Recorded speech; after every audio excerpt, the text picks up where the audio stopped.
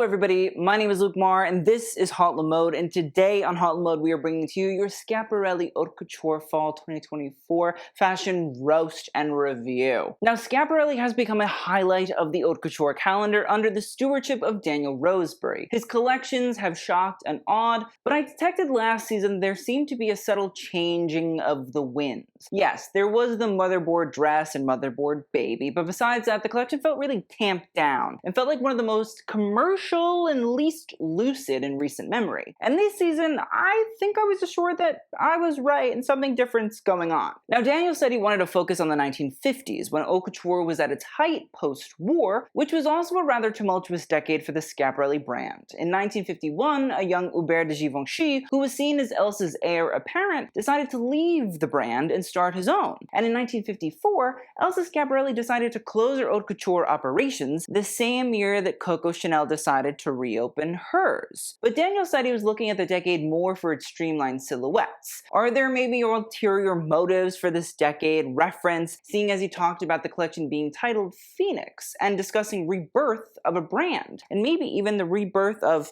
possibly Givenchy or Chanel, considering those two jobs have open design positions? Maybe, but who knows? This fashion conspiracy theory brought to you by Celsius. Just kidding, but Celsius, if you want to.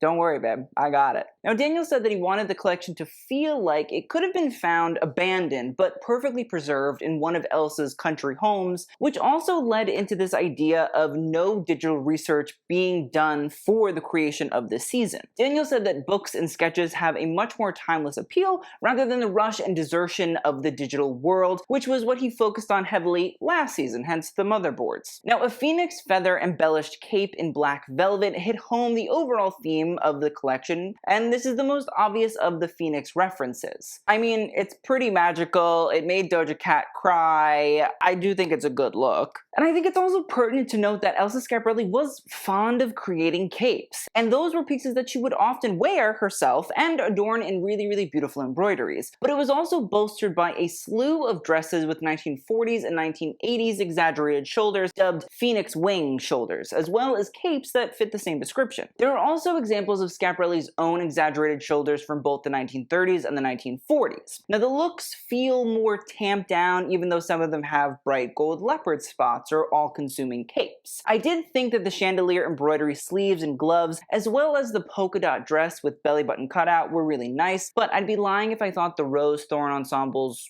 were good. I was a bit pricked about them. They felt, to me, personally cheap, not really super well thought out, and a bit lazy conceptually. I know that Elsa loved to use roses in her work, but I don't know, I just didn't get it. But I also can't deny the fact that the fit of them were immaculate, so there's a rose for every thorn. Then we saw two looks with a, quote, millefeuille technique, which is surely based on the millefeuille pastry, which involves flaky layers of pastry, often with cream built in as well, and they're just like a sexy, sweet lasagna. Now, these millefeuille techniques were formed in two dresses with hem details that were created by finely layering circular panels of organza satin that, as the models moved, created this dancing motion throughout. Now, this corseted version with a shoe heel detail at the back is rather lovely, and perfectly encapsulates the shoe hat that Schiaparelli did in collaboration with the artist Salvador Dali back in 1937. I personally think it's a really nice way to refresh the iconic shoe idea without it feeling too on the nose,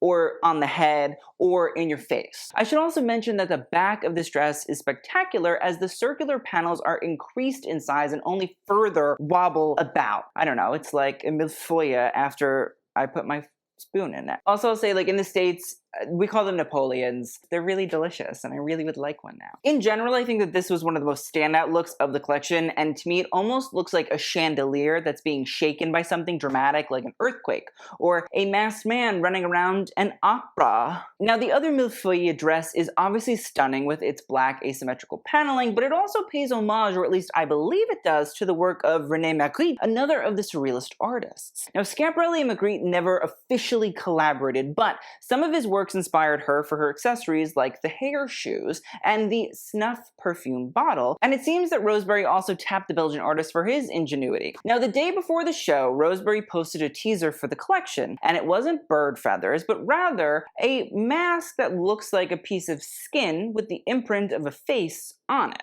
Now, during the show, certain models, as well as celebrities like Kylie Jenner who attended, wore much more sheer veils that wisped around their faces in an array of colors. Now, one of Magritte's most famous works is titled The Lovers and features two people embracing, but with opaque sheets over their faces blocking our and their views of their faces. But the pose that they're in seems intimate in a way that somewhat conveys emotion. Now, the model also wears a sheer crinoline veil and a draped sheer black dress that looks similar to the subjects of The Lovers, whose head coverings pucker and cling based on their positioning. Now, does it have a meaning to Roseberry in the same way it did to Magritte? Well, we'll never really know, because apparently Magritte's was possibly sort of maybe inspired by the fact that his mother died in a river, and the way that her skirt rode over her face when they pulled her out. So trauma, dumping, I don't know. Daniel, talk to a therapist if you need. But it is certainly fascinating to see Daniel use Elsa Schiaparelli's collaborators to continue the brand's narratives. Now, I was also intrigued by the use of cocoon-like silhouettes, from jumpsuits to dresses to stoles. Now, the blue pleated version is more likely a take on a 1951 dress by Schiaparelli herself,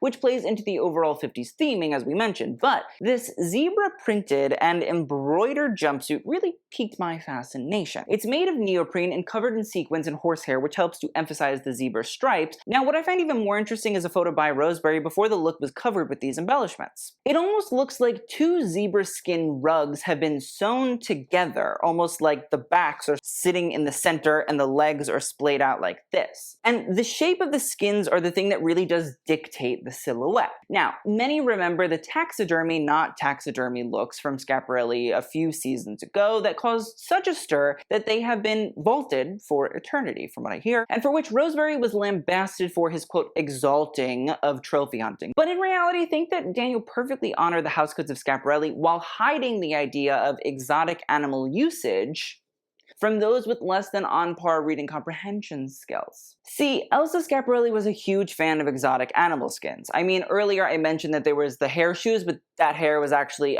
monkey fur, so there were monkey fur shoes, but there were also other animals used for accessories like a cheetah mask, an antelope skin belt, and even a seal fur coat. I won't say that I think killing exotic animals today is appropriate. It's not. I really don't think it was super appropriate back then either, but it happened. And I also won't say that a designer trying to modernize a house that did use exotic animal skins for shock but also utility is a bad person. Again, I don't think that today modernizing that makes them a bad person. To be able to recreate the relics of the late 19th and early 20th century trophy hunting and fashion culture through innovative techniques that don't harm anyone or any animals is something that we should appreciate as fashion lovers. And I don't think Daniel innovating on fashion history means he should be blamed for modern day poaching and mistreatment of animals. Here's my thing. I don't think that it's his fault that people are shitty. And another hot take, to some, I know, but I do find the Schiaparelli house code usage here fascinating while avoiding mainstream condemnation, which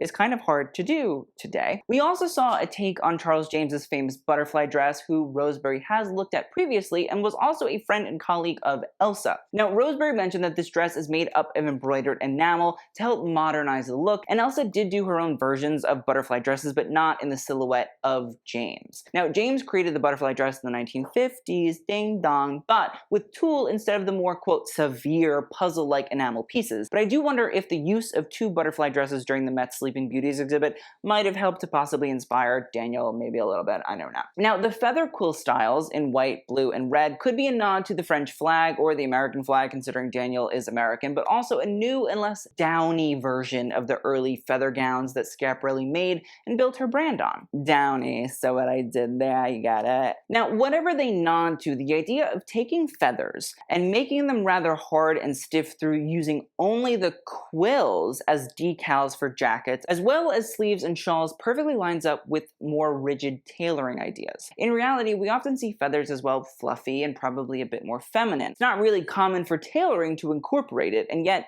in its own way, by pairing the jackets with wool trousers, Daniel redefines the idea of what is appropriate in tailoring and more masculine dressing, and that feathers can be a part of it, but it doesn't have to be the stereotypical parts of a feather that we immediately think of. Also, I'm gonna be honest, I don't think that they're actual quills of feathers. I think that it's pieces of fabric made to look like them too. So I will also say that that red jacket is to die for. The haute couture clients are going to be clawing, fighting, punching, kicking, scratching for it, and you know what? I'd be in the fray if I had the money.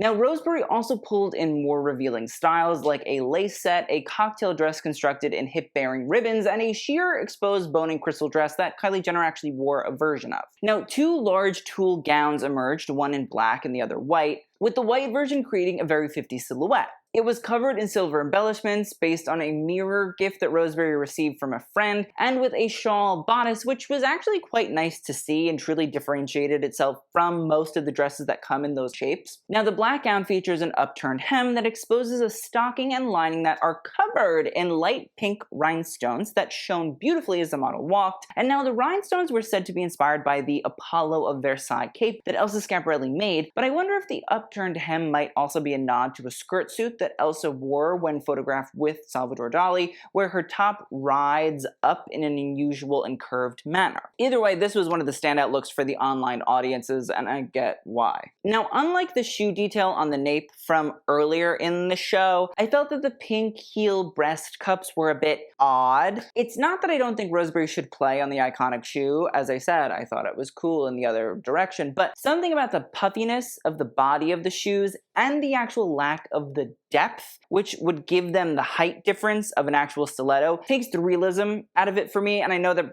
Schiaparelli is a brand about like lucidity and surrealism and the mind wandering, but like, I don't know, my mind was wandering and I didn't like where it was going because I didn't like looking at the weird flat shoes with the heels. I don't know, I didn't get it. Then there was a sheer black bustier with exposed boning and a large green bow silk skirt that was honestly pretty breathtaking and was reminiscent of the draped gowns that Schiaparelli did in the 1950s too. And the collection finished off with a beige and black ombre bustier covered in black embellishments and embroidery and paired with a black silk skirt. It wasn't exactly jaw-dropping for a finale, but I did think it was beautiful. I just was expecting like a bigger finish. But overall, listen, I think the Schiaparelli season was intriguing. I wonder if there is something a little bit different going on, or if Daniel just was like, rebirth, feeling it, that's the vibe. I don't know. The whole Chanel open situation is really intriguing to me, and there's a lot of designers that could most definitely be given the role, and I think that Daniel is one of the designers that could very well do a good job there. Overall though, I love a good Schiaparelli reference video, and this was very much so that. So let me know what you guys think of the show in the comments down below, and if there are any collections you want me to cover, because I have a bunch of videos that we're going to be doing. Working on Balenciaga right now, we're going to do Tom Brown, we'll get into Robert I, a lot to discuss. So let me know if there's any favorites that I might miss. But I hope you guys enjoyed. I will see you guys in the next video, and TTYL.